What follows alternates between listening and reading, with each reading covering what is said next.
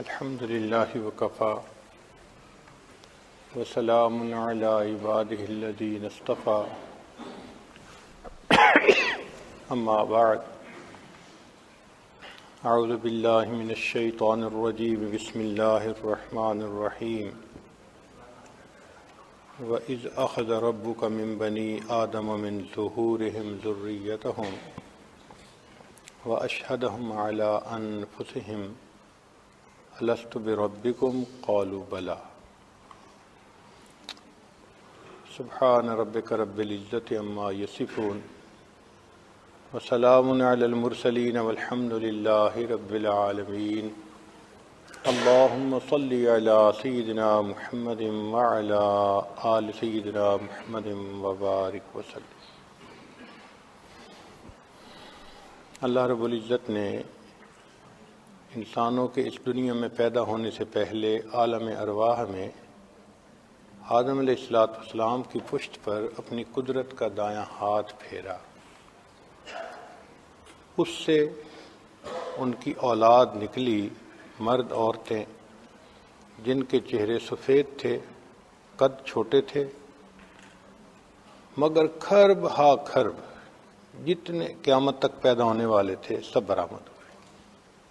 پھر اللہ رب العزت نے اپنی قدرت کا بایاں ہاتھ پھیرا، پھر ان کی اولاد برآمد ہوئی مگر چہرے سیاہ تھے۔ اس وقت اللہ رب العزت نے ان سے ہم کلامی فرمائی اور ان سے کہا الست بربکم، کیا میں تمہارا پروردگار نہیں ہوں؟ قالوا بلا، سب نے یہ اقرار کیا۔ حدیث مبارکہ میں ہے کہ چونکہ انسانوں کو ہم کلامی کا کبھی موقع نہیں ملا تھا، تو جب پروردگار عالم نے پوچھا الست بربکم تو سب حیران تھے۔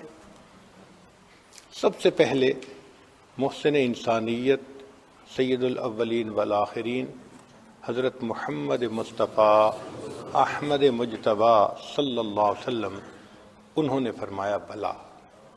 پھر ان کے بعد ساری مخلوق نے بھی بلا کا لفظ کہا، تو آپ معلم اول بھی ہیں۔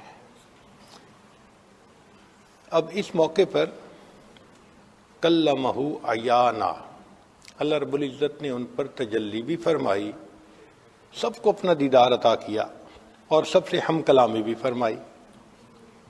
یہ ہم کلامی اور پھر دیدار، یہ محبت کی بنیاد ہوتے ہیں۔ شریعت کا حسن دیکھیے کہ شریعت نے کہا کہ اگر کسی وقت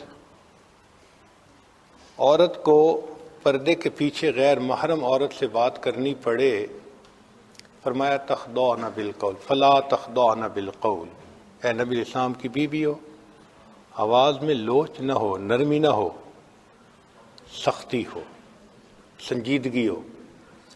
اس لیے کہ سنجیدگی سے بات کریں گی تو دوسرے نے دو باتیں کرنی ہوگی تو ایک ہی کرے گا۔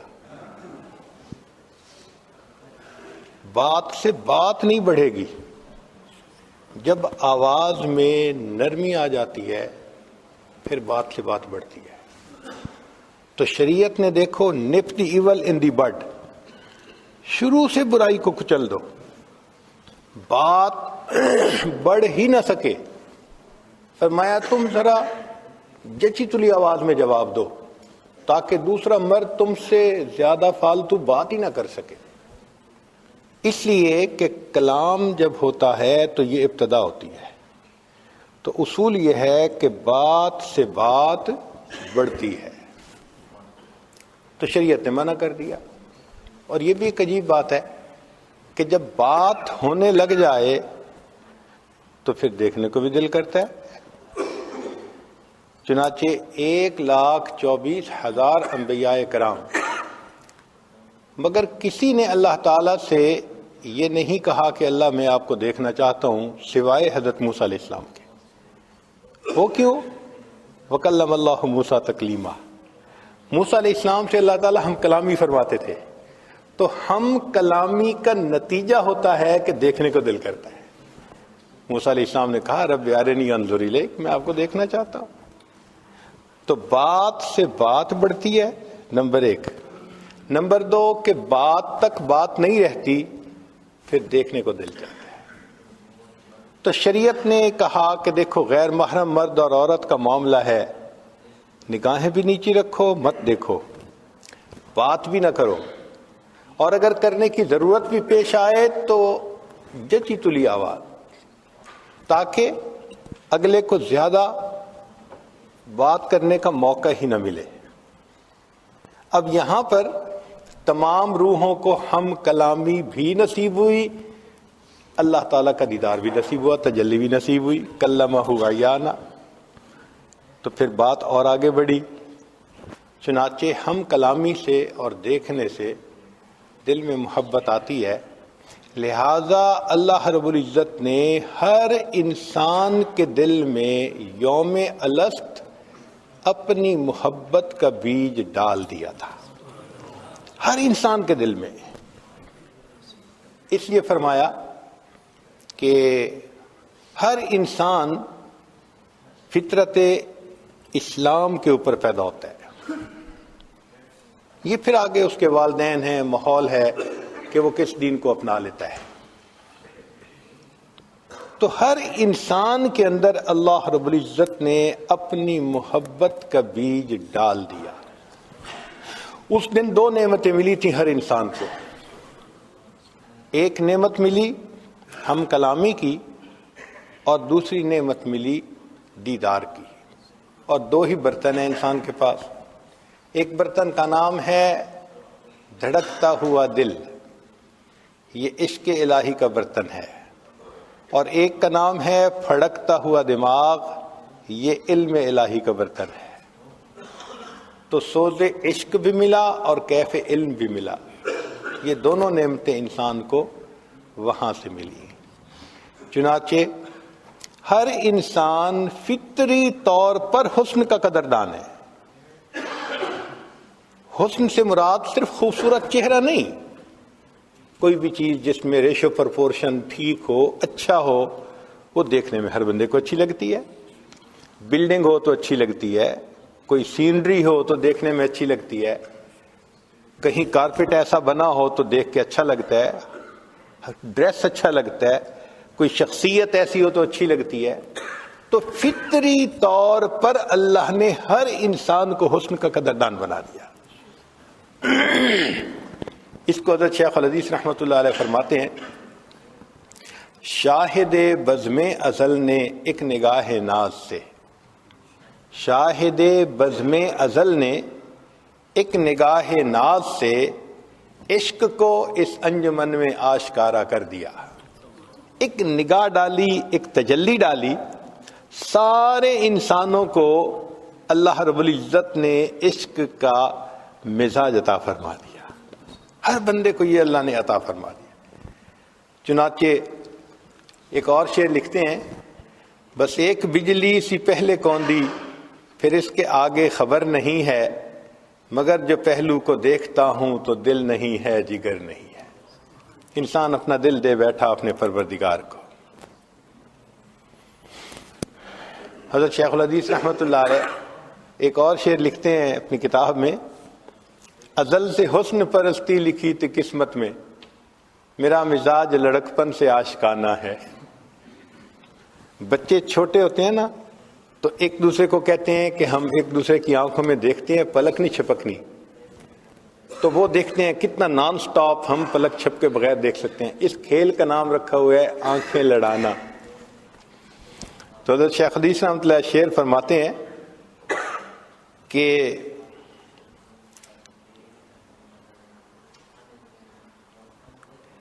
میری طفلی میں شان عشق بازی آشکارا تھی، یعنی بچپن میں ہی میری طفلی میں شان عشق بازی آشکارا تھی، اگر بچپن میں کھیلا کھیل تو آنکھیں لڑانے کا، کہ بچپن میں ہی آنکھیں لڑانے کا کھیل دیکھا۔ کہیں کونوں مقام میں جو نہ رکھی جا سکی اے دل، غضب دیکھا وہ چنگاری میری مٹی میں شامل کی۔ انسان کو جو فضیلت ملی وہ اس سوز عشق کی وجہ ملی۔ آپ غور فرمائیے کہ فرشتوں میں عبادت کی صلاحیت ہے، مگر عشق الہی کی پڑیا ان کے پاس نہیں ہے. یہ فقط انسان کو حاصل ہے. انسان کے اندر محبت الہی کا جذبہ، ولولہ، درد محبت ہوتی ہے. یہ اللہ کے لیے اداس ہوتا ہے، اللہ کے نام پر سب کچھ قربان کرنے کے لیے تیار ہوتا ہے. یہ صفت اللہ نے فقط انسان کو عطا فرمائی. فرشتوں میں یہ صفت نہیں ہے. وہ تو فرما بردار بندے ہیں. لا یعصون اللہ ما امرہم ویفعلون ما یؤمرون. روبوٹ جیسے کام کر رہے ہوتے ہیں، اللہ کے حکم پر وہ کام میں لگے ہوئے ہوتے ہیں. یہ محبت کا جذبہ، عشق کا جذبہ، یہ اللہ نے فقط انسان کو عطا فرمایا. چنانچہ یہ محبت ایک وجدانی کیفیت ہے. ہر انسان کو اپنی زندگی میں عشق سے واسطہ پڑتا ہے. ہر انسان کو اپنی زندگی میں عشق سے واسطہ پڑتا ہے. یہ الگ بات ہے خالق کا ہو یا مخلوق کا ہو. خالق کے عشق سے مراد وہ تمام محبتیں جو شریعت کے مطابق ہیں. اللہ کی محبت، نبی علیہ السلام کی محبت، صحابہ کی، اولیاء کی، ماں باپ، میاں بیوی، یہ تمام محبتیں جو شریعت میں جائز ہیں ان کو اللہ کی محبت کہتے ہیں. اور جو دائرہ شریعت سے ہٹ کر ہیں، نفسانی، شیطانی، شہوانی، ان کو مخلوق کی محبت کہتے ہیں. تو واسطہ تو ہر بندے کو پڑتا ہے. دل بہر محبت ہے، محبت یہ کرے گا، لاکھ اس کو بچا تو یہ کسی پر تو مرے گا. پتھر سے ہو، خدا سے ہو یا پھر کسی سے ہو، آتا نہیں ہے چین محبت کیے بغیر. اس کی مثال یوں سمجھ لیجئے کہ یا تو کمرے کے اندر روشنی ہوگی، اگر روشنی نہ ہوئی تو اندھیرا ضرور ہوگا. اسی طرح یا تو انسان کے دل میں اللہ رب العزت کی محبت کی روشنی ہوگی، اگر وہ نہ ہوئی تو مخلوق کی محبت کا اندھیرا ضرور ہوگا. کوئی بندہ یہ نہیں کہہ سکتا کہ میرے دل میں تو کسی کا عشق ہے ہی نہیں. ہاں، اس کا فطری طور پر اس کا مادہ فطری طور پر ہر انسان کے خمیر میں رکھ دیا. جب ماحول مناسب ملتا ہے تو پھر وہ پھلتا پھولتا ہے. جیسے بیج ہوتا ہے نا، بیج کو مناسب زمین مل جائے، ماحول مل جائے تو درخت بن جاتا ہے، پھل پھول دیتا ہے. مناسب ماحول نہ ملے تو بیج الٹا مر جاتا ہے. اسی طرح محبت کا لفظ حبہ سے بنا ہے، اور حبہ عربی میں دانے کو کہتے ہیں. یہ دانے ہیں. اس کو اگر نیکی کا ماحول مل جائے تو انسان کے اندر اللہ کی محبت کا بیج وہ پھر پھل پھول دینے شروع کر دیتا ہے، نیکیوں کے اعمال ظاہر کرتا ہے. اور اگر ماحول مناسب نہ ملے تو یہ پھر بیج مر جاتا ہے. چنانچہ سمندر کے اندر جب چاند کی پہلی تاریخ ہوتی ہے تو سمندر بالکل کام اینڈ کوائٹ ہوتا ہے، کوئی لہریں نہیں ہوتی. لیکن جب 14ویں کا چاند ہوتا ہے نا تو مد جزر ہوتی ہے، ہائی ٹائیڈ اس کو کہتے ہیں. حتیٰ کہ اس کے باقاعدہ سکیجول بنے ہوئے ہیں، اور جو بحری جہاز چلتے ہیں وہ اس کا خیال رکھ کے چلتے ہیں کہ ایسا نہ ہو کہ کہیں ہائی ٹائیڈ میں جہاز کسی ایکسیڈنٹ کا شکار نہ ہو جائے، ڈوب جاتے ہیں جہاز. تو دیکھیے جب چاند پوری آب و تاب پہ ہوتا ہے تو سمندر کا پانی اچھلتا ہے. کیوں اچھلتا ہے؟ اس کی لہریں ہوتی ہیں، مقناطیسی لہریں، اس کی گریویٹیشنل فورس ہوتی ہے، وہ کھینچتی ہے. تو جس طرح چاند کی مقناطیسی لہریں سمندر کے پانی کو اپنی طرف متوجہ کرتی ہیں، اسی طرح اگر چاند سامنے ہو یا چاند جیسی کوئی صورت سامنے ہو تو بندے کے دل میں بھی پھر محبت کی لہریں اٹھتی ہیں. اب یہاں سے ایک اشکال کا پتہ چلا کہ ایک صحابی تھے سیدنا حذیفہ رضی اللہ تعالیٰ. ایک دن اپنے گھر میں تھے، کہنے لگے نافق حنظلہ، حنظلہ منافق ہو گیا، اور یہ کہتے ہوئے نبی اسلام کی خدمت میں چل پڑے. راستے میں صدیق اکبر ملے، پوچھا کیا حال ہے؟ کہنے لگے نافق حنظلہ. بھائی کیوں؟ کہ جو نبی علیہ الصلوۃ والسلام کی مبارک صحبت میں دل کی کیفیت ہوتی ہے، گھر جاتے ہیں تو وہ نہیں ہوتی، تو یہ تو منافقت ہے، یہ تو درنگی ہے. تو صدیق اکرم کہنے لگے کہ ہاں یہ تو ہمارے ساتھ بھی ہوتا ہے، اور پوچھتے ہیں۔ چنانچہ نبی علیہ السلام کی خدمت میں حاضر ہوئے، اے اللہ کے حبیب صلی اللہ علیہ وسلم ہمارے ساتھ یہ معاملہ۔ نبی علیہ السلام نے فرمایا، حذیفہ جو کیفیت میری صحبت میں تمہارے دل کی ہوتی ہے، اگر ہر وقت رہے تو فرشتے راستہ چلتے تم سے مصافحہ کرنے لگ جائیں گے۔ یہ تو گاہے گاہے کہیں کہیں ہوتی ہے۔ تو یہاں تک تو بات سمجھ آ گئی۔ اب علماء نے لکھا کہ دیکھیں صحابہ لانم کی کیفیت میں کوئی فرق نہیں تھا کہ وہاں محبت زیادہ تھی، گھر آ کے محبت کم تھی۔ فرق یہ تھا کہ جب نبی علیہ السلام کی صحبت میں جاتے تھے تو وہاں حسن کا چاند سامنے ہوتا تھا، تو صحابہ کے دل میں مد و جزر ہوتی تھی محبت کی، اور جب گھروں میں آ جاتے تھے تو جیسے پہلی تاریخ کو سمندر کام میں کوائٹ ہوتا ہے، دل کی وہ کیفیت ہو جاتی تھی۔ یہیں سے ایک مسئلہ اور بھی واضح ہوا۔ امام شافعی رحمۃ اللہ علیہ فرماتے ہیں الایمان یزید و ینقص، اور امام اعظم ابو حنیفہ رحمۃ اللہ علیہ فرماتے ہیں الایمان لا یزید ولا ینقص۔ اب دونوں حضرات نے اپنے اپنے دلائل دیے۔ امام شافعی رحمۃ اللہ فرماتے ہیں کہ اس کی کمیت بڑھتی بھی ہے گھٹتی بھی ہے، اور اس پہ انہوں نے دلائل دیے ہیں۔ امام اعظم رحمۃ اللہ نے فرمایا نہیں، مقدار وہی رہتی ہے، اس کی کیفیت گھٹتی بڑھتی ہے۔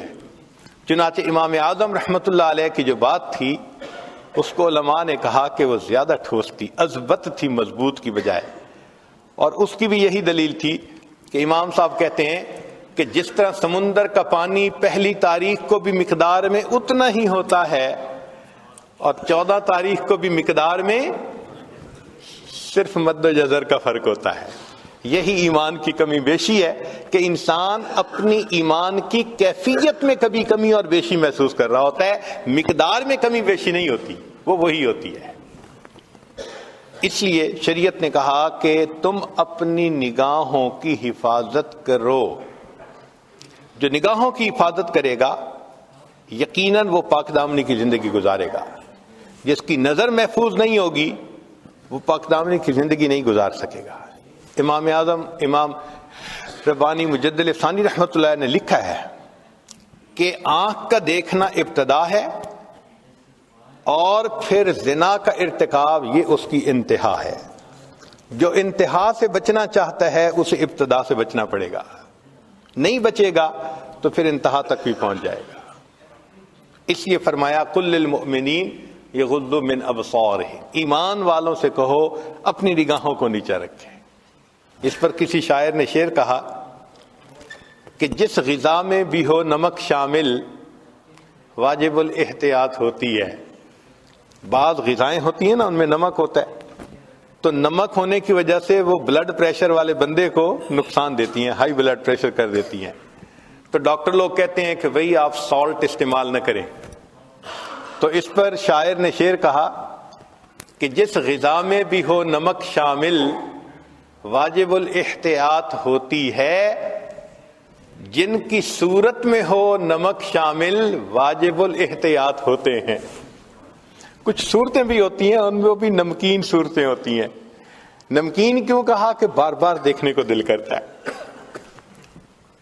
میٹھا بار بار نہیں کھانے کو دل کرتا، میٹھے سے بندہ تنگ آ جاتا ہے۔ چنانچہ ہم بچپن میں اپنے سکول میں انگریزی کی کتاب میں سٹوری پڑھتے تھے، ایک بادشاہ کی کئی بیٹیاں تھیں، اس نے پوچھا کہ کون مجھ سے زیادہ محبت کرتا ہے؟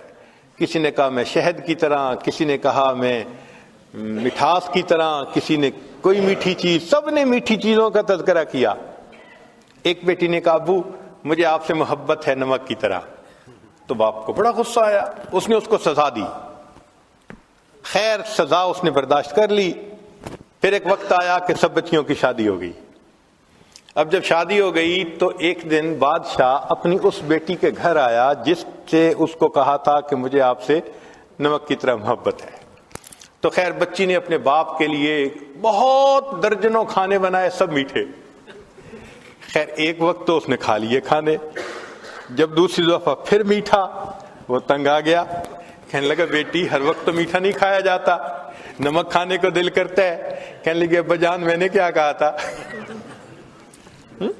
ساری عمر نمکین کھانا کھاتے رہیں گے، تنگ نہیں ہوں گے. میٹھے سے تنگ ہو جائیں گے، نمک سے تنگ نہیں ہوں گے. تو نمکین چیز کو بار بار کھانے کو دل کرتا ہے.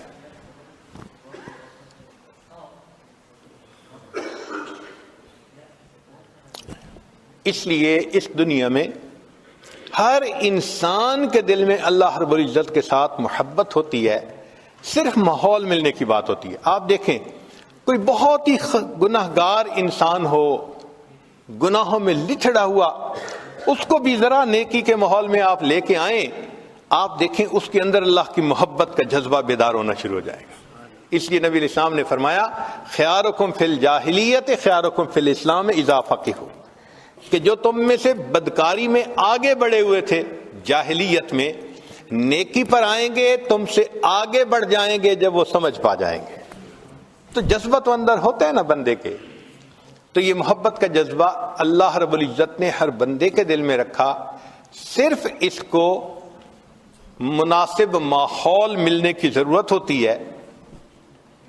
چنانچہ اس کائنات میں جتنا اللہ رب العزت کو چاہا گیا، جتنا اللہ تعالیٰ سے محبت کی گئی، جتنا ٹوٹ کے اللہ سے پیار کیا گیا، جتنا تنہائیوں میں اللہ کو یاد کر کے آنسو بہائے گئے، جتنا راتوں کو اللہ کو پکارا گیا یا اللہ کے لیے انسان اداس ہوا، کوئی دوسری ہستی ایسی نہیں کہ جس سے اتنی محبت کی گئی ہو. یہ فقط اللہ کی شان ہے. ہم ہوئے، تم ہوئے کہ میر ہوئے، اس کی زلفوں کے سب اسیر ہوئے.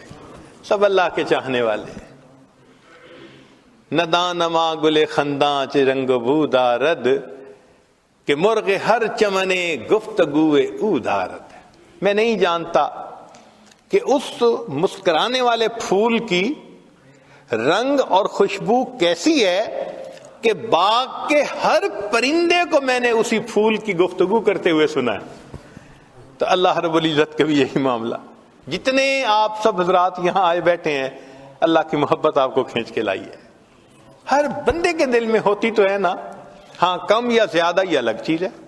اب دیکھیے پانی، اگر آپ گرمی کے موسم میں ٹیپ واٹر کو لیں، آپ کہیں گے جی ٹھنڈا پانی ہے، مجھے گرم چاہیے. اب عام حالات میں برف کے بغیر تھا تو اس کو گرم کہا. پھر ایک وہ بھی پانی گرم ہوتا ہے جس سے ہاتھ دھلواتے ہیں، نیم گرم، اور ایک چائے کے لیے بھی کھولتا ہوا پانی گرم. تو تینوں کے لیے لفظ تو گرم کا استعمال ہوا، مگر ایک کم گرم تھا، ایک درمیانہ گرم تھا، ایک زیادہ گرم تھا. اسی طرح محبت ہر ایمان والے کے دل میں اللہ کی ہوتی ہے. جس نے بھی کلمہ پڑھا اس کے دل میں اللہ کی محبت موجود ہے. بس اتنا فرق ہے کہ کسی کے دل میں ذرا کم ہوتی ہے، کسی کے دل میں درمیانی ہوتی ہے، اور کسی کے دل میں بہت گرم ہوتی ہے، ٹھاٹھے مار رہی ہوتی ہے. یہیں سے فرق پڑ جاتا ہے. اور ان محفلوں میں، مسجدوں میں آ کے ہم نے اسی محبت کو اور بڑھانا ہوتا ہے، تاکہ ایک جذبہ محبت کا دل میں آ جائے اور انسان کے لیے پھر اللہ رب العزت کی عبادت کرنی آسان ہو جائے. اگر یہ محبت الہی انسان کے دل میں نہ ہو تو پھر انسان کی قیمت ہی کیا ہے.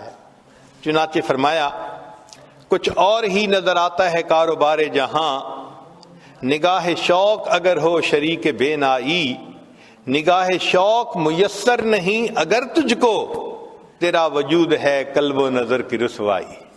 اگر انسان کے اندر عشق والی نظر ہی نہیں تو پھر اس کے اندر ہے کیا؟ پھر اس کو دوسرے جانداروں پر فضیلت کس لحاظ سے ہے؟ اسی لیے تو ہے کہ یہ اللہ رب العزت سے محبت کرتا ہے، اللہ رب العزت کے اوپر اپنی جان دیتا ہے. عقل و دل و نگاہ کا مرشد اولی ہے عشق. عقل و دل و نگاہ کا مرشد اولی ہے عشق. عشق نہ ہو تو شرع و دین بت قدائے تصورات. اگر دین سے محبت الہی کو نکال دیا جائے تو پیچھے چند تصورات کے اور کیا بچتا ہے؟ تو اصل چیز تو اللہ کی محبت ہے. یہ پوری شریعت کا نچوڑ ہے. چنانچہ مومن کی زندگی کو دیکھیں، اس میں عاشق کی تمام علامتیں پائی جاتی ہیں. مثلا کوئی بھی عاشق ہوگا، سب سے بڑی علامت کہ وہ بار بار محبوب کے گھر کی طرف چکر لگائے گا، اس کا گزارا نہیں ہوتا۔ مومن کو دیکھو، کم از کم دن میں 5 مرتبہ اپنے گھر سے اللہ کے گھر کی طرف، جیسے اذان سنی بھاگتا ہے، ایک نماز پڑھی دوسری اذان سننے کے لیے انتظار۔ نبی علیہ الصلوۃ والسلام فرمایا کرتے تھے ارحنی یا بلال، بلال میری آنکھوں کو ٹھنڈک پہنچا دے، اذان دے کر میرے دل کو ٹھنڈک دے دے۔ نبی علیہ الصلوۃ والسلام کو اذان اتنی اچھی لگتی تھی، چنانچہ سیدہ شریکہ لانا فرماتی ہیں کان رسول اللہ صلی اللہ علیہ وسلم یحدثنا ونحدثہ، کہ نبی علیہ السلام ہم سے گفتگو کر رہے ہوتے تھے، ہم نبی علیہ الصلوۃ والسلام سے گفتگو کر رہے ہوتے تھے، لیکن جیسے ہی اذان کی آواز آتی تھی کأنہ لم یعرفنا ولم نعرفہ، ایسے نبی علیہ السلام اذان کی آواز سن کے ہو جاتے تھے، وہ ہمیں نہیں پہچانتے، ہم ان کو نہیں پہچانتے، بیگانہ ہو جاتے تھے۔ کیوں؟ اس وقت نماز کے لیے مسجد میں تشریف لے آتے تھے۔ ایک اور حدیث مبارکہ میں فرمایا کہ وَإِذَا سَمِعَ الْأَذَانَ كَأَنَّهُ لَا يَعْرِفُ أَحَدٌ مِّنَ النَّاسِ، نبی علیہ السلام ایسے ہوتے تھے کسی بندے کو پہچانتے ہی نہیں ہیں، جیسے بس محبوب کی آواز آ جاتی تھی کانوں میں، اللہ اکبر، اب ہر طرف سے ہٹ کٹ کے مسجد کی طرف جانے کی تیاری ہو جاتی تھی۔ تو مومن دن میں 5 مرتبہ اپنے محبوب کے گھر کی طرف وضو کر کے چلتا ہے۔ حدیث مبارکہ میں ہے جو وضو کر کے مسجد کی طرف چلے ایسا ہی ہے جیسے حاجی حج کا احرام باندھ کر اللہ کے گھر کی طرف جا رہا ہوتا ہے۔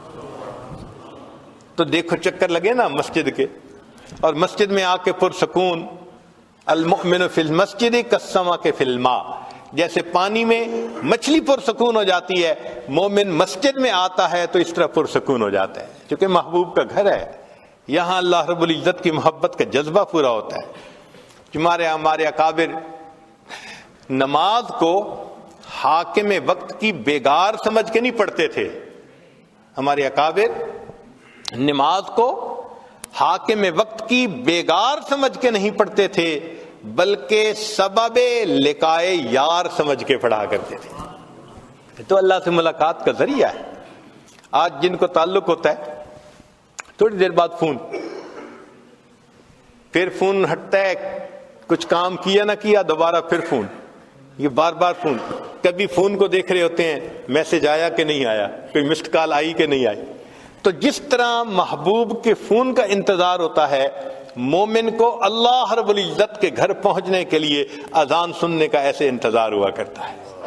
ایک نماز پڑھتا ہے، دوسری نماز کا انتظار شروع ہو جاتا ہے، تیسری نماز کا انتظار، اور جب نماز پڑھتا ہے تو وہ تو پھر محبوب سے ہم کلامی اور ملاقات، محبوب کا دیدار ہوتا ہے۔ اس لیے نماز میں فرمایا ان تعبد اللہ کأنک تراہ فإن لم تکن تراہ فإنہ یراک، کہ اول تو نماز ایسے پڑھو جیسے تم اللہ کو دیکھتے ہو، یہ کیفیت حاصل نہیں تو کم سے کم ایسے پڑھو جیسے وہ تمہیں دیکھ رہا ہے۔ تو بھئی محبوب کے سامنے تو ہے نا، تو دن میں 5 دفعہ مشق کروائی کہ جیسے محبوب کے سامنے ہم محبوب کو دیکھ رہے ہیں، محبوب ہمیں دیکھ رہے ہیں۔ 5 مرتبہ اس مشق کو کر کے بھی انسان کا دل نہیں بھرتا، دل چاہتا ہے کہ اور زیادہ کے لیے پھر وہ نفلوں کو بہانہ بنا لیتے ہیں۔ چنانچہ کبھی تحیت الوضو، تحیت المسجد، کبھی اشراق، کبھی صلاۃ الضحیٰ، کبھی اوابین، کبھی تہجد، یہ تمام نوافل اصل میں محبت کے اس جذبے کو پورا کرنے کا ذریعہ ہوتے ہیں۔ ہم لوگ نوافل پڑھتے ہیں ثواب کی وجہ سے، بھئی اشراق پڑھ لو 1 حج 1 عمرے کا ثواب ملے گا، تو ہم تو ثواب کی خاطر پڑھتے ہیں۔ لیکن جو اللہ والے ہوتے ہیں وہ صرف ثواب کو سامنے نہیں رکھتے، وہ تو اللہ کی محبت میں ڈوب کے اس کی عبادت کر رہے ہوتے ہیں۔ کسی نے کیا اچھی بات کہی، بندگی سے ہمیں تو مطلب ہے، بندگی سے ہمیں تو مطلب ہے، ہم ثواب و عذاب کیا جانے، کس میں کتنا ثواب ملتا ہے، عشق والے حساب کیا جانے۔ محبت والوں کو کیا پتا کیا ثواب کتنا ہوتا ہے، وہ تو اللہ کی محبت میں پڑھ رہے ہوتے ہیں۔ حضرت شیخ عبد الواحد رحمۃ اللہ علیہ کے سامنے تذکرہ ہوا کہ جنت میں نماز نہیں ہوگی، وہ رونے لگ گئے۔ حضرت رو کیوں رہے ہیں؟ فرمانے لگے اگر جنت میں نماز نہیں ہوگی تو مزہ ہی کیا آئے گا. کتنا مزہ آتا ہوگا کہ فرماتے ہیں کہ جنت میں نماز نہیں ہوگی تو جنت میں مزہ ہی کیا آئے گا. مفتی حسن گنگوئی رحمۃ اللہ علیہ لمبا سجدہ کرتے تھے. کسی نے کہا کہ حضرت اتنا لمبا سجدہ. مان لگے جب میں سجدہ کرتا ہوں میری کیفیت ایسی ہوتی ہے, میں نے اپنے آقا کے قدموں پہ سر رکھ دیا, میرا سر اٹھانے کو دل نہیں چاہتا.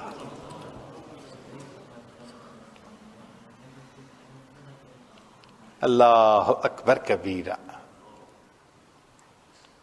تو جن کو نماز کی کیفیت حاصل ہوتی ہے وہ پھر نماز کو بہانہ بناتے ہیں اللہ رب العزت سے ملاقات کا. حضرت حاجی صاحب کے سامنے کسی نوجوان نے جنت کے تذکرے شروع کیے اور حور و قصور کی باتیں کی. خاموشی سے سنتے رہے. جب سب باتیں سن لی تو آخر پہ فرمانے لگے اگر قیامت کے دن مجھ پر اللہ کا فضل ہو گیا تو میں تو عرض کروں گا اللہ مجھے اپنے عرش کے نیچے مصلی کی جگہ عطا فرما دیجیے, مصلی کی جگہ عطا فرما. نماز میں ایسا مزہ ملتا ہے ان لوگوں کو. اللہ اکبر کبیرہ. اس لیے نماز اہتمام سے پڑھیں اور نوافل جہاں پڑھنے کا موقع ملے کبھی نہ چھوڑیں.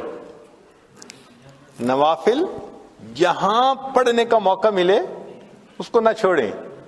دو وجوہات ہیں. ایک تو یہ کہ معلوم نہیں کس جگہ کا کیا ہوا سجدہ میرے اللہ کو پسند آ جائے, ہم نہیں جانتے.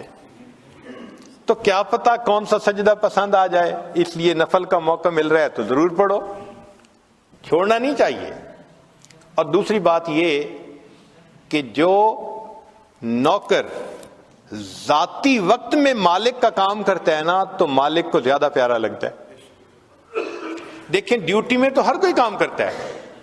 اب آپ کا اگر ایک خادم کہے او جی میں آتے ہوئے آپ کے لیے بڑا اچھا شہد مل رہا تھا, مجھے آدھا گھنٹہ لگا, میں شہد لے کے آیا ہوں.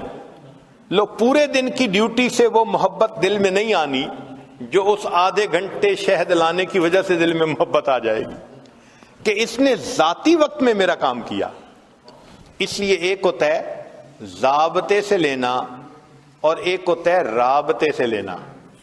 دو باتیں ہوتی ہیں. ایک ہوتا ہے ضابطے سے لینا اور ایک ہوتا ہے ضابطے سے تو تھوڑا ہی ملا کرتا ہے, ضابطے کے مطابق ملتا ہے.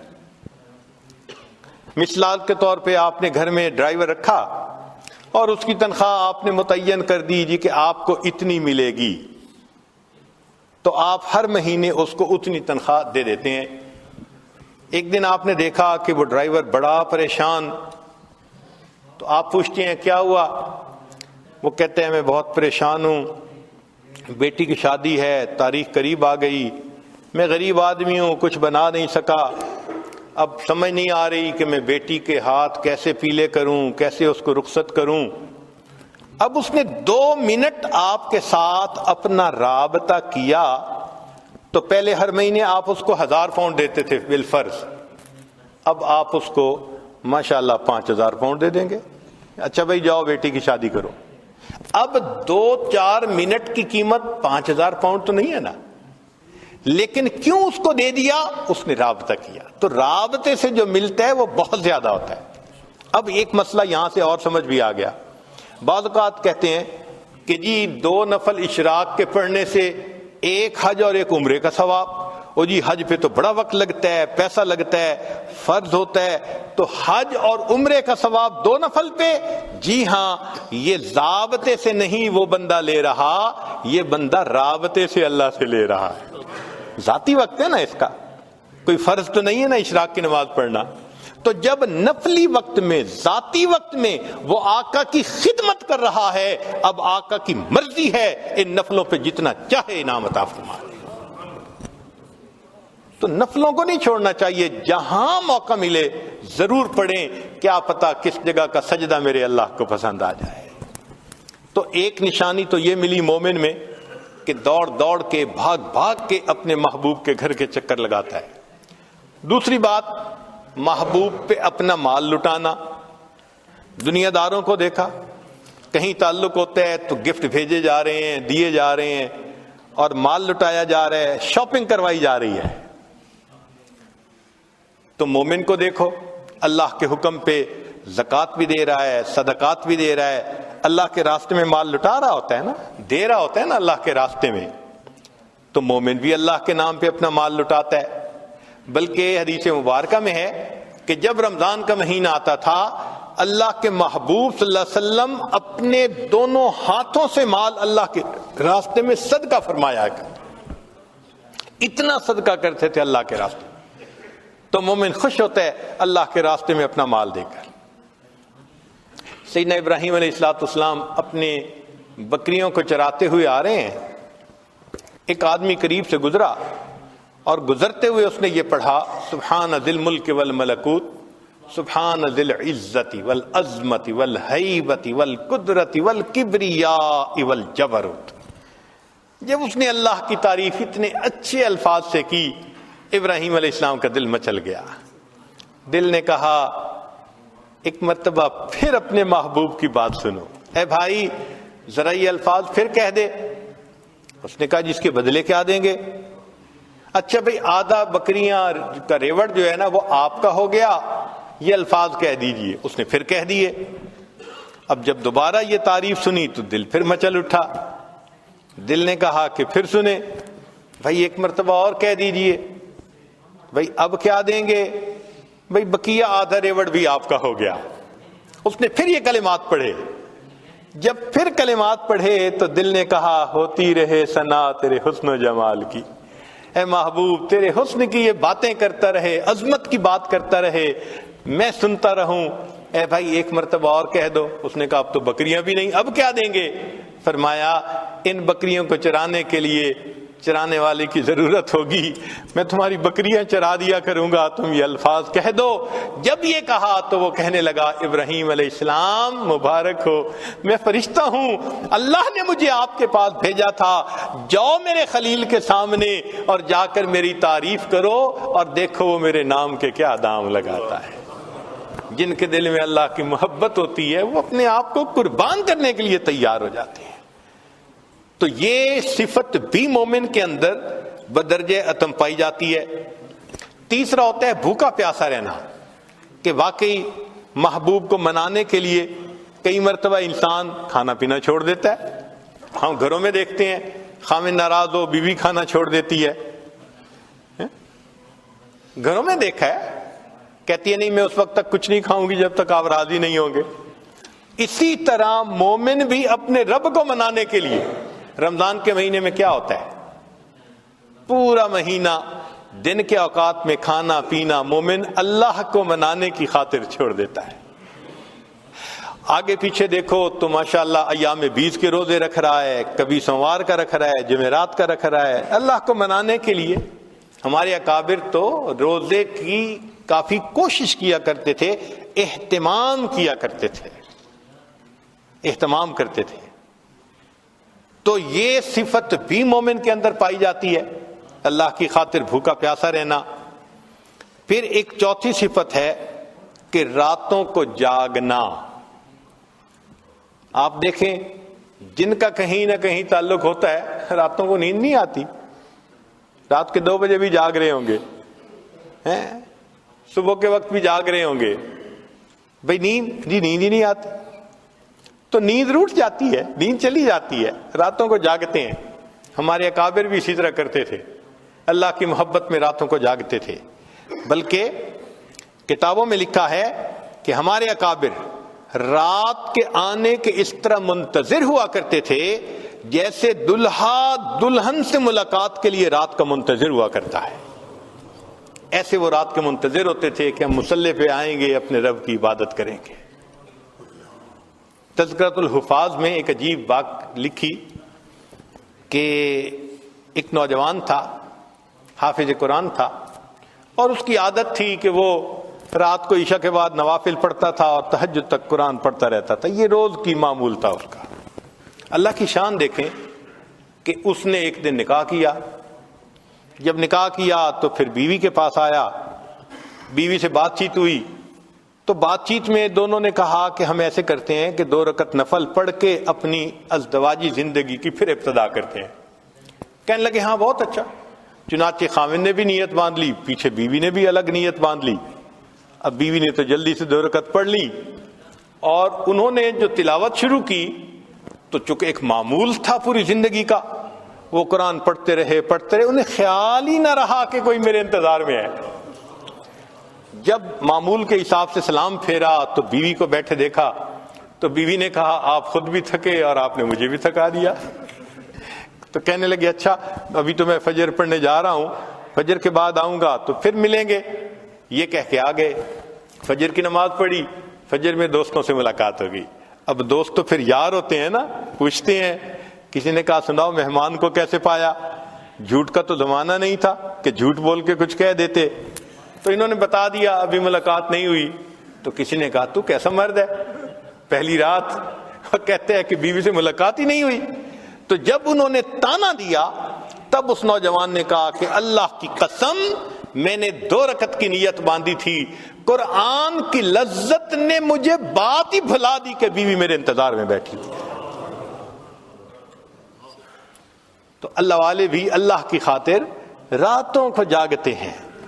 مجھ کو نہ اپنا ہوش نہ دنیا کا ہوش ہے, بیٹھا ہوں مست ہو کے تمہارے جمال میں, تاروں سے پوچھ لو میری روداد زندگی, راتوں کو جاگتا ہوں تمہارے خیال میں. اللہ کی یاد میں راتوں کو جاگ رہے ہوتے ہیں. اللہ کے حبیب صلی اللہ علیہ وسلم بھی راتوں کو اسی طرح جاگتے. سیدہ صدیقہ لانا فرماتی ہیں کہ نبی علیہ الصلوۃ والسلام تشریف لائے, میرے پاس لیٹ گئے. کچھ دیر بعد فرمانے گزری نہیں, اے عائشہ چھوڑ میں اپنے رب کی عبادت کرتا ہوں. پھر اللہ کے حبیب صلی اللہ علیہ وسلم مصلی پہ آئے, پھر اتنا روئے کہ آپ کے آنسو کے ٹپکنے کی آوازیں مجھے ایسے لگ رہی تھیں جیسے بارش کے قطروں کی گرنے کی آواز ہوتی ہے.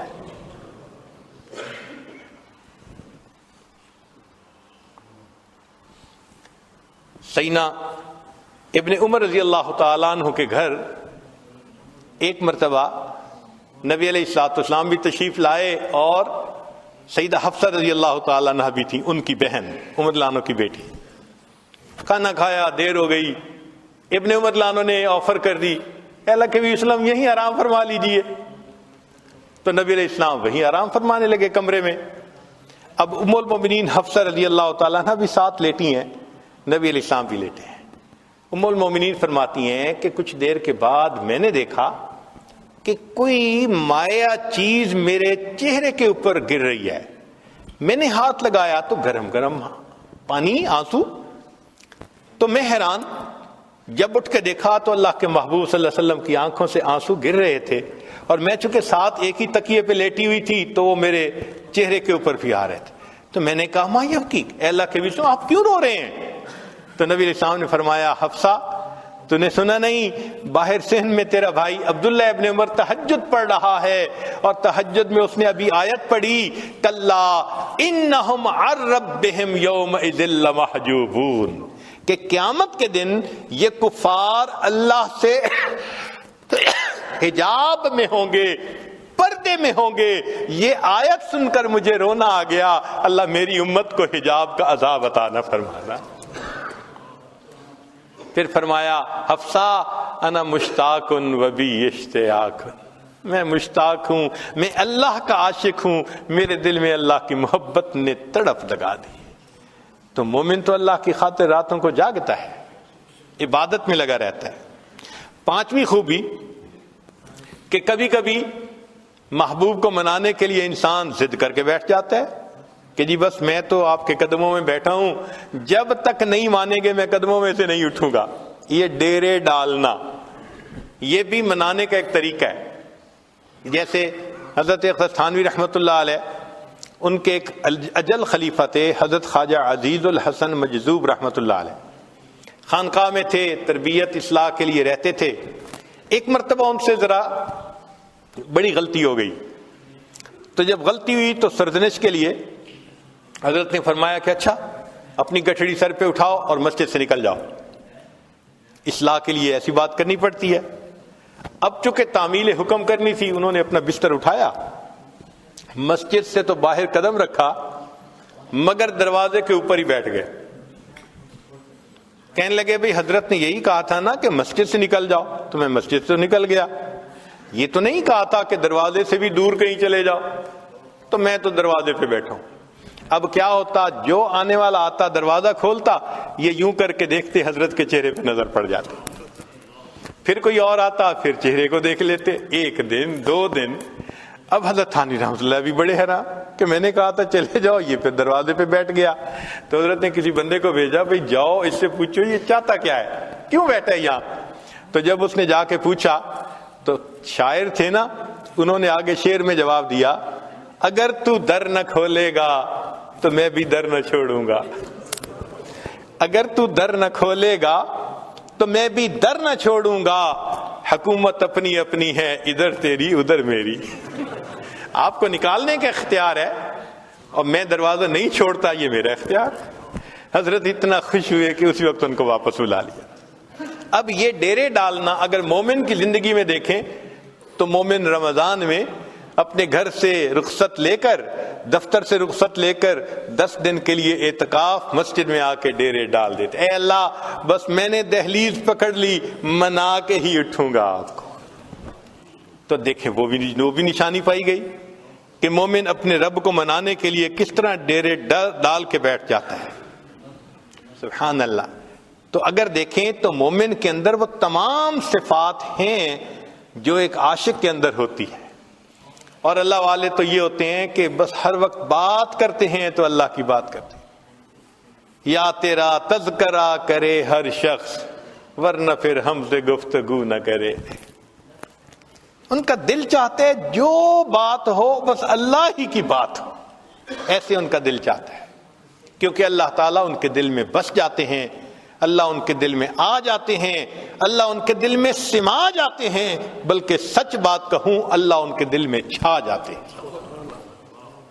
فارسی کے کچھ اشعار ہیں عجیب، لکھنے والے نے کہا، جاں ز تن بردی و در جانی ہنوز، اے محبوب تو نے میرے جسم سے روح تو میری نکال لی، اور ابھی بھی میری روح میں بس تو ہی رہا ہے۔ جاں ز تن بردی و در جانی ہنوز، دردہا دادی و درمانی ہنوز، اے محبوب درد بھی مجھے آپ ہی نے دی ہے، اور اس درد کی دوا بھی تو آپ ہی تو ہیں۔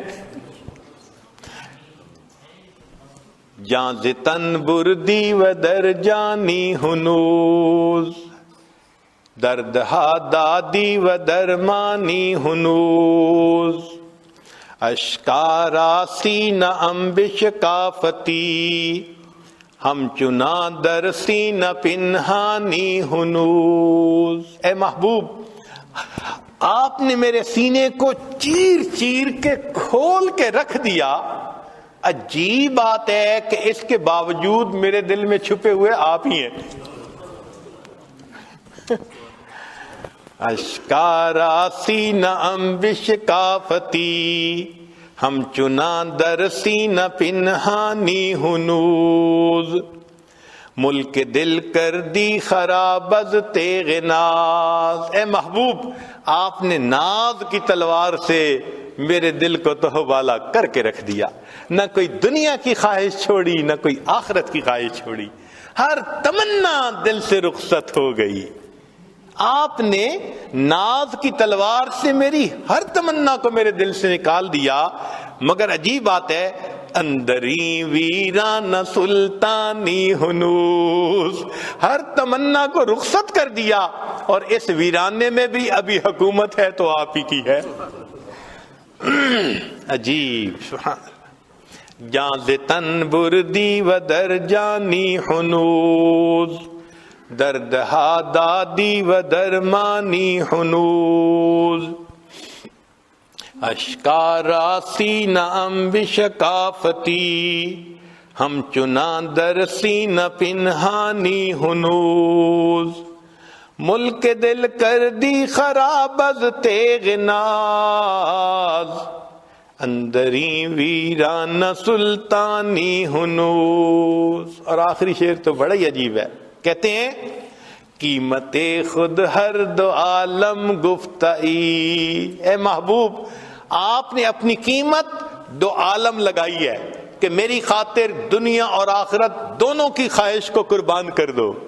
اے محبوب، تو نے اپنی قیمت دنیا آخرت کی خواہش دل سے نکال دینا کہ صرف اللہ کی طلب رہے، ہر طلب دل سے مٹ جائے۔ قیمت خود ہر دو عالم گفتئی، اے محبوب آپ نے اپنی قیمت دو عالم کو قربان دینا کہا ہے۔ نرخ بالا کن کے ارزانی ہنوز، اے محبوب قیمت بڑھا دیجئے، آپ نے تو بڑا سستا سودا کر لیا۔ آپ کی خاطر دو جہان قربان کرنے کون سے مشکل کا؟ جن کے دل میں اللہ کی محبت ہوتی ہے یوں اللہ کے لیے قربان ہوتے ہیں۔ مالک ابن دینار رحمت اللہ علیہ فرماتے ہیں گرمی کا موسم، دوپہر کا وقت، شدت کی گرمی تھی، ہر بندہ سائے میں تھا، پرندے درختوں کے پتوں کے سائے میں چھپے بیٹھے تھے۔ مجھے کسی کام کی خاطر اپنے گھر سے نکلنا پڑ گیا۔ میں جیسے ہی باہر نکلا تو میں نے گلی میں ایک اپاہج کو دیکھا جس کی دونوں ٹانگیں جڑی ہوئی تھیں اور وہ سرینوں کے بل بیٹھا ایسے گھسٹ گھسٹ کے آگے جا رہا تھا۔ جب میں اس کے قریب ہوا تو میں نے دیکھا کہ دھوپ کی وجہ سے اس کی جلد سرخ ہو چکی جیسے جلتی ہے، پسینے میں شرابور جیسے نہایا ہوا ہے، اور وہ چلتا جا رہا ہے۔ میں نے سلام کر کے پوچھا کہ تو کہاں جا رہا ہے؟ اس نے کہا کہ میں حج کے سفر پہ جا رہا ہوں۔ میں نے کہا کہ میرے گھر کے اندر آؤ، آرام کر لو، جب شام کو سورج کی گرمی کم ہو جائے گی تم پھر اس وقت سفر کر لینا۔ اس نے کہا مالک ابن دینار آپ تو پاؤں کے ذریعے آرام سے سفر طے کرتے ہیں، میں گھسٹ گھسٹ کے انچ بائی انچ آگے سفر طے کرتا ہوں، وقت زیادہ لگتا ہے، میں راستے میں رکنا نہیں چاہتا، ایسا نہ ہو کہ ادھر ایام حج آ جائیں اور میں ابھی راستے میں پھر رہا ہوں، میں رمان میں کہیں نہیں رکوں گا، منزل پہ پہنچ کے دم لوں گا۔ میں نے کہا نوجوان میرے گھر تو آرام کر لے، میں تیرے لیے سواری کا بندوبست کر دیتا ہوں، گھوڑے کا انتظام کر دوں گا، تو گھوڑے پہ سوار ہو کے جلدی سفر کرنا، ایام حج سے پہلے پہنچ جائے گا۔ یہ بات سن کے اس نے میری طرف دیکھا، مالک ابن دینار میں تو تجھے بڑا عقل مند سمجھتا تھا، کیسی بات تو نے کر دی؟ میں نے پوچھا کیوں؟ کہنے لگا یہ بتائیں اگر کوئی غلام اپنے مالک کو ناراض کر بیٹھے اور پھر معافی کے لیے مالک کے سامنے جانے کا ارادہ کرے، بتاؤ پیدل جانا اچھا لگتا ہے یا سواریوں پہ سوار ہو کے جانا اچھا لگتا ہے؟ میں سمجھ گیا یہ عاشق ہے، ادب ہے اس کے اندر۔ چنانچہ اس نوجوان نے بات کی پرواہ نہ کی اور دھوپ میں چلتا رہا۔ اللہ کی شان، اسی سال مجھے بھی اللہ نے حج کی توفیق عطا فرما دی۔ جب پہلے دن میں نے جمرہ عقبہ کو بڑے جمرے کو کنکریاں مار لی تو اس کے وقت میں نے دیکھا لوگوں کا مجمع ہے، کچھ دیکھ رہے ہیں۔ پوچھا کون؟ کہنے لگے ایک نوجوان ہے، دعائیں مانگ رہا ہے، سب اس کی دعائیں سن رہے ہیں۔ میں نے کہا ذرا مجھے بھی راستہ دو۔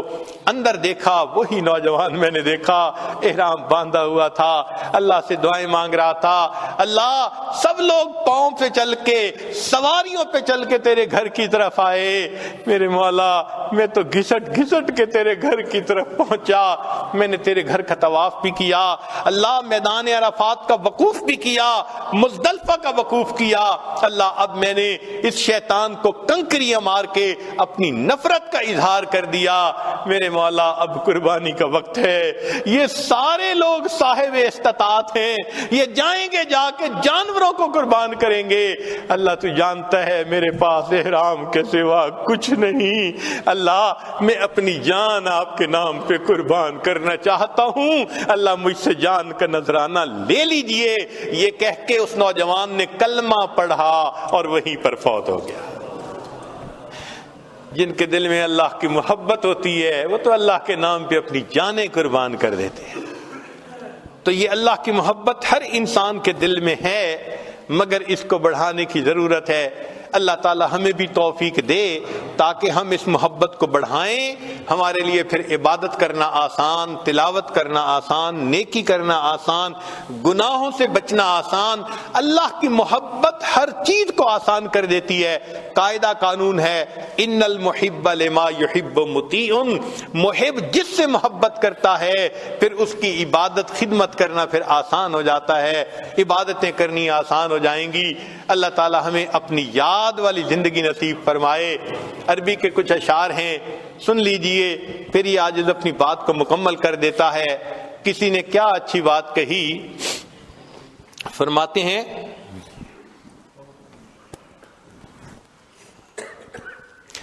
واللہ ما طلعت شمس ولا غربت الا وانت فی قلبی ووسواسی، اللہ کی قسم کبھی سورج طلوع نہیں ہوا اور کبھی سورج غروب نہیں ہوا، مگر اے محبوب میرے دل میں، میری سوچ دھیان میں تیری ہی تو ذات ہوتی ہے۔ واللہ ما طلعت شمس ولا غربت الا وانت فی قلبی ووسواسی، ولا جلست الى قوم احدثهم الا وانت حدیثی بین جلاسی، اور اللہ کی قسم میں کبھی اپنے دوستوں کی محفل میں نہیں جا کر بیٹھا مگر ان کی محفل میں تذکرہ اے محبوب تیری ذات ہی کا تو میں کر رہا ہوتا۔ ولا ذکرتک محزونا ولا تربا الا وحبک مقرون بانفاسی، اور میں نے کبھی خوشی میں اور غم کی حالت میں آپ کا تذکرہ نہیں کیا مگر اے محبوب میرے سانسوں میں تیری محبت ہی تو لپٹی ہوئی ہوتی ہے۔ ولا ہممت بشرب الماء من عطش الا رأیت خیالا منک فی الکأس، اور اے محبوب میں نے کبھی شدت پیاس کے عالم میں پانی کا پیالہ نہیں پیا مگر اس حال میں کہ میں پیالے میں تیری تصویر ہی تو ڈھونڈ رہا ہوتا ہوں۔ فلو قدرت علی الاتیان زرتکم صحبا علی الوجہ او مشیا علی الرأس، اور اے محبوب اگر کبھی آپ کی طرف سے پیغام آ جائے کہ آؤ میرے دیدار کی خاطر تو اے محبوب میں اپنے رخسار اور اپنے سر کے بل چلتا ہوا آپ کی خدمت میں حاضر ہو جاؤں گا۔ تو جن کے دل میں اللہ کی محبت ہوتی ہے وہ تو پھر اللہ کے گھر اپنے سر کے بل چل کے جانے کو تیار ہوتے ہیں۔ اللہ ہمیں بھی اپنی ایسی محبت عطا فرمائے۔ وآخر دعوانا ان الحمد للہ رب العالمین۔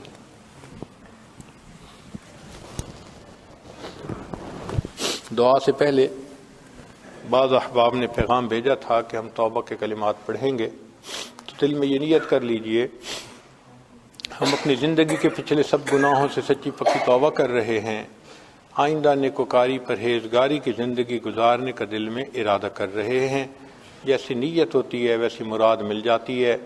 نیت کیجئے اللہ ہمیں آئندہ سچی اور سچی زندگی گزارنے کی توفیق عطا فرما۔ الحمدللہ وکفا وسلام علی عبادہ الذین اصطفی، اما بعد۔ یہ کلمات سچے دل کے ساتھ پیچھے پیچھے پڑھیے۔ بسم اللہ الرحمن الرحیم، لا الہ الا اللہ محمد الرسول اللہ، آمنت باللہ وملائکتہ وکتبہ ورسلہ والیوم الآخر والقدر خیرہ وشرہ من اللہ تعالی والبعث بعد الموت، آمنت باللہ کما ہوا باسمائہ وصفاتہ وقبلت جمیع احکامہ اقرار باللسان وتصدیق بالقلب اشہد ان لا الہ الا اللہ واشہد ان محمدا عبدہ ورسولہ استغفر اللہ ربی من کل ذنب واتوب الیہ برحمتک یا ارحم الراحمین۔ چند معمولات ہیں، ہمارے مشائخ نے بتلایا ہے کہ اگر ان کو باقاعدگی سے کریں تو اللہ تعالیٰ کی محبت دل میں بھر جاتی ہے، بڑھ جاتی ہے۔ ایک ہے 100 مرتبہ استغفار صبح و شام پڑھنا، دوسرا ہے 100 مرتبہ درود شریف صبح و شام پڑھنا، تیسرا ہے قرآن مجید کی روزانہ تلاوت کرنا، ایک پارہ ہو تو بہت اچھا، مشکل ہو تو آدھا پارہ صحیح۔ چوتھا ہے چلتے پھرتے لیٹے بیٹھے ہر وقت دل میں اللہ کو یاد کرنا، الذین یذکرون اللہ قیاما وقعودا وعلی جنوبہم، اس کا مصداق بن جانا۔ اور پانچویں چیز ہے کہ اپنے دل میں اللہ کو یاد کرنا۔ قرآن مجید میں ہے وَاذْكُرْ رَبَّكَ فِي نَفْسِكَ، مفسرین نے لکھا ای فی قلبک، اپنے دل میں اللہ کو یاد کرو۔ تو اپنے دل میں اللہ کو یاد کرنا، آدھا گھنٹہ 20 منٹ بیٹھ کے اللہ سے لو لگانا، اس کو مراقبہ کہتے ہیں، ذکر قلبی کہتے ہیں۔ اس سے انسان کے دل کی بیٹری چارج ہو جاتی ہے، ایمانی کیفیت۔ جیسے آپ سیل فون روز یوز کرتے ہیں تو کیا ہوتا ہے کہ اس کی بیٹری ڈسچارج ہو جاتی ہے۔ اگر چارج کرنا بھول جائیں تو بیٹری ختم، بات چیت بند۔ ہم دفتر میں جب کام کرتے ہیں تو ہماری کیفیات کی بیٹری بھی روز ڈسچارج ہوتی ہے، تو اس کو شام کو چارج کرنا ضروری۔ اور یہ جو مراقبہ ہے یہ اس کو چارج کرنا، اللہ کی رحمت آ رہی ہے، دل میں سما رہی ہے، یعنی چارجنگ ہو رہی ہے، دوسرے لفظوں میں یوں بندہ کہتا ہے، اور واقعی چارجنگ ہو جاتی ہے تو انسان کے لیے پھر نیکی پہ زندگی گزارنی آسان ہو جاتی ہے۔ ان اعمال کو کیجئے گا، اللہ تعالیٰ آسانی فرما دے۔ ابھی جو آپ کو مشق بتائی ذکر قلبی والی کہ اللہ کو دل میں یاد کرنا، آپ چند منٹ کے لیے ظاہر آنکھوں کو بند کر لیں، من کی آنکھوں کو کھول لیں، اللہ سے لو لگا کے بیٹھ جائیے۔ یہ سوچئے کہ میرا دل اللہ اللہ اللہ کہہ رہا ہے اور میں سن رہا ہوں۔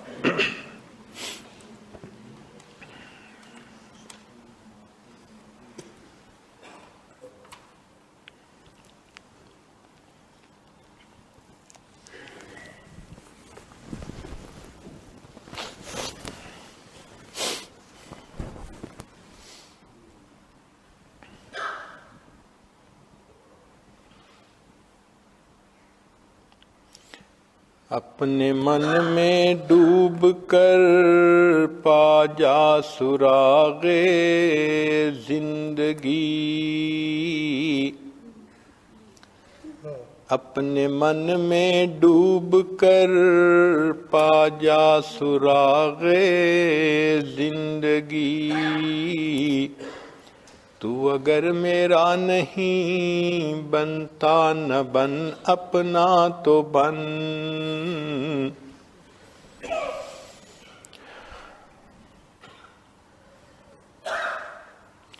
من کی دنیا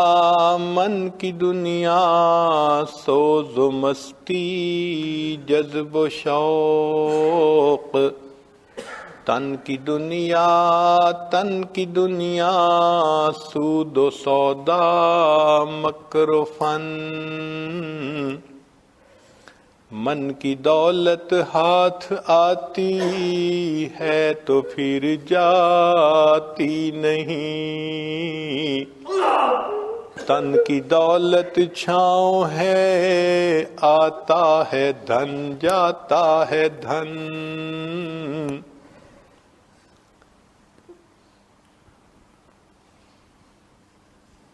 پانی پانی کر گئی مجھ کو قلندر کی یہ بات، تو جھکا جب غیر کے آگے نہ تن تیرا نہ من، پانی پانی کر گئی مجھ کو تو مرشد کی یہ بات، تو جھکا جب نفس کے آگے نہ تن تیرا نہ من،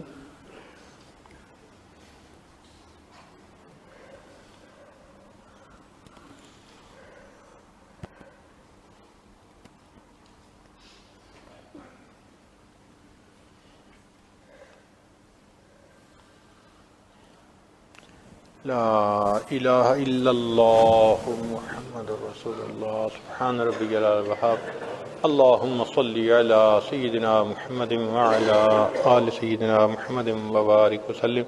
اے کریم آقا، ہم آپ کے عاجز مسکین بندے ہیں، ہمارے گناہوں کو معاف فرما، خطاؤں سے درگزر فرما، عیبوں کی پردہ پوشی فرما۔